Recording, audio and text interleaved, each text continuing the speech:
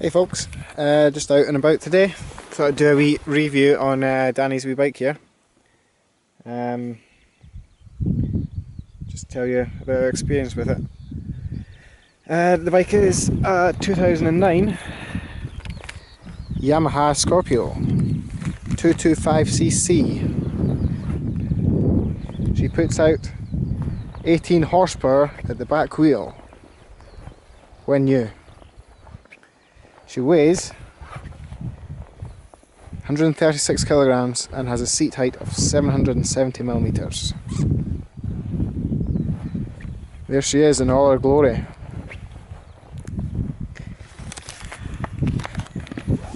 We've had this bike now for maybe 6 months.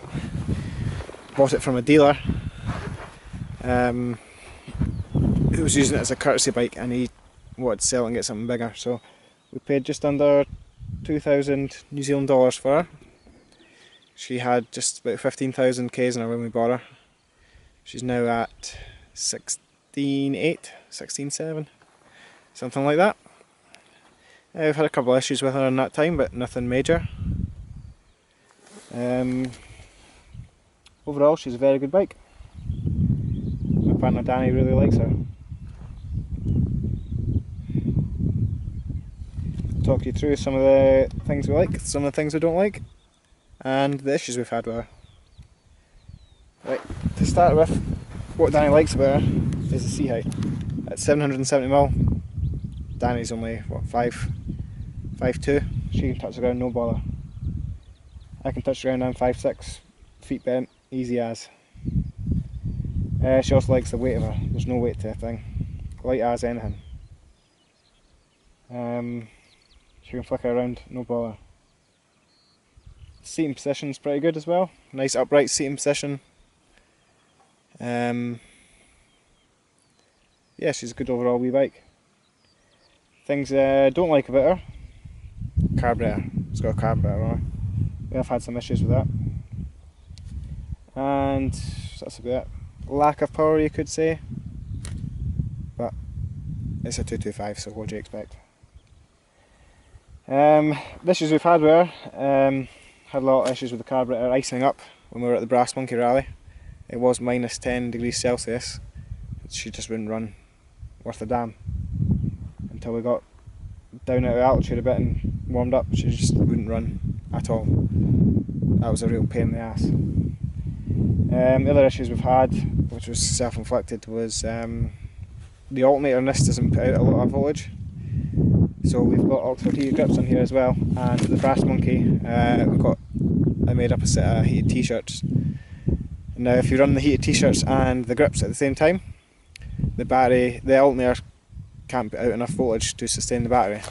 So every time you stop, she won't start again. Although the good thing about that is she has a kickstarter, and she kickstarts no bother, so it's not a major issue. The other issue we had at the Brass Monkey was the fork seals. Riding at minus 10, it was quite freezing fog, so this was on the fork stanchions themselves. It would build up. There was probably about 3 or 4 mil worth of ice there, and it just destroyed the seals. You came to stop at night and there was just a puddle of fluid on the floor. I've since cleaned the seals out and they actually are alright just now. So we're just going to leave it at that, and she should be alright. She'll be right. She's good in the fuel. What do we get? About I don't know what it is in K's, but probably about 180 miles to a tank.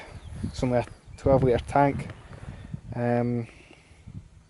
She's cheap to tax, road tax here.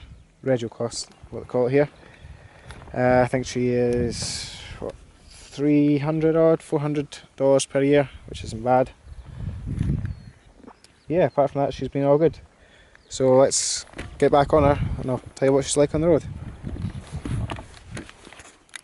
So what's the wee Yamaha like on the road then? Well, it's not bad. Handles the corners okay. Although it's only got 18 horsepower when new, so realistically you're probably looking 12 or 13. It's actually alright. it'll sit 100k, no bother. We'd do 110, 120 at a push. I think maybe 125 downhill with a tailwind. But it's happy at 100.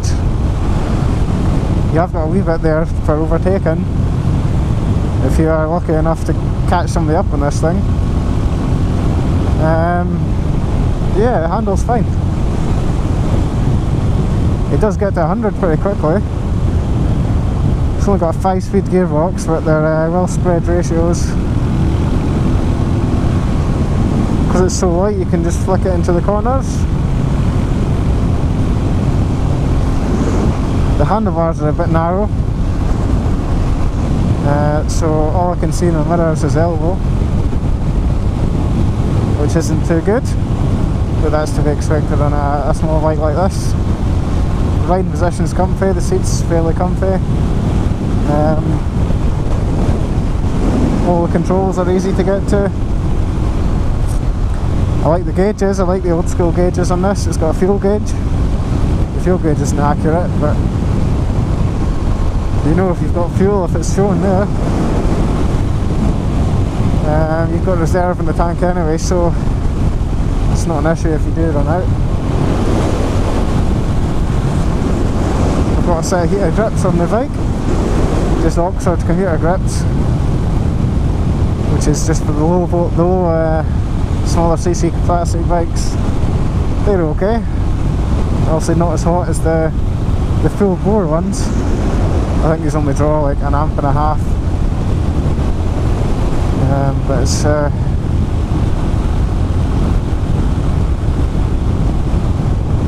it's alright. The brakes are pretty decent. Single disc on the front, single piston caliper, and a drum on the rear. But I mean, because it's so light, it doesn't take much to brake.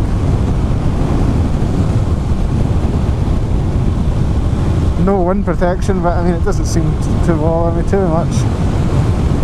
You're not going fast enough to get bothered too much by it. Only thing in high side winds, you do get blown around quite a bit. It's quite hard to fight it on this thing. But again, something to be expected on a wee bike like this. Oh, there's a couple camping over there.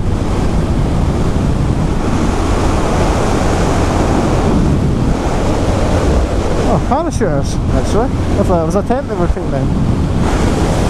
It's parachutes. That's cool. Anyway, yeah, overall this bike's great for the money. I think we paid £2,000 for it. I don't know what, I think we're about £4,000 brand new. Can't really go wrong. It's a simple bike. I think the service is every 3,000 k's or 3,000 miles could be. I haven't serviced it yet. It got serviced just before I bought it.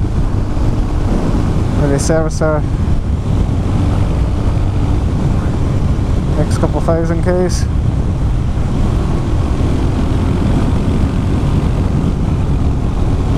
I say Danny loves this bike. So I mean, if you are a new rider,